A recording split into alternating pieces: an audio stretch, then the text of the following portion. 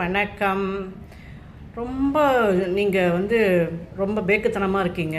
அவங்க பாருங்கள் எவ்வளோ கெட்டிக்காரத்தனமாக இருக்காங்க, எவ்வளோ ஜாக்கிரதையாக இருக்காங்க பாருங்கள். ரொம்ப பார்த்து பார்த்து எல்லாமே ஹெல்ப் பண்ணுறாங்க, எல்லாம் செய்கிறாங்க.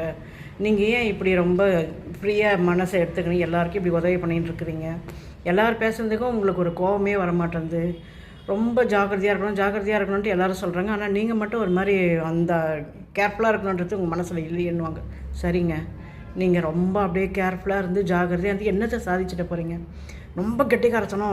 அப்படியே எல்லார்கிட்டையும் பேசுகிறதுக்கு கூட கிலோ எவ்வளோன்ற மாதிரி கேட்பாங்க. ஏன் பேசணும்? எதுக்காக பேசணும்? நாம் ஏன் அவங்கக்கிட்ட சொல்லணும்? இதை சொல்கிறதுனால என்ன இருக்க போகுது? எதையுமே அப்படியே அந்த இடத்த விட்டு அப்படியே வழிஞ்சு வெளியே வரும்போது தான் அந்த மேட்ரே மற்றவங்களுக்கு தெரிய வரும். அது போலாம் ஒரு சிலர் இருப்பாங்க. ஒரு சிலர் எல்லாமே என் மனசு ஃப்ரீ, எல்லாமே நான் சொல்லிவிடுவேன், இப்படியும் இருக்கக்கூடாது, அப்படியும் இருக்க தேவையில்லைங்க. அப்படி நீங்கள் ரொம்ப கெட்டிக்காரத்தனமாக இருந்து என்னத்தை நம்ம சாதிச்சிட போகிறோம்? என்ன ஆகிட போகுதுங்க வாழ்க்கையில்? நீங்கள் எவ்வளோ அளவுக்கு அப்படியே ஜெயிச்சுன்னு போயிட போகிறீங்க? கொஞ்சம் ஃப்ரீ மைண்டாகவே இருந்துடலாம். அதுக்காக என் மனசில் நான் எதையுமே நான் வச்சிக்க மாட்டேன், மொத்தத்தையுமே வெளியே கொட்டிடுவேன்றதுனாலும் அதுவும் தப்பு. எல்லாமே நீங்கள் வெளியே சொல்லிட்டீங்கன்னா உன்னோட காரியத்து மேலே நீங்கள் ஒரு மாதிரி கான்சென்ட்ரேட் பண்ண முடியாது.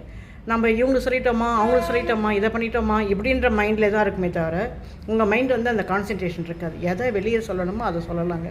அதுக்காக அவங்க கெட்டிக்காரத்தனமாக இருக்காங்க, நம்ம இப்படி பேக்கத்தனமாக இருக்குல்ல. நம்மளுக்கு உண்டான என்ன நேச்சர் இன்டெலிஜென்ட் இருக்கோ அது இருந்தாவே போதுங்க.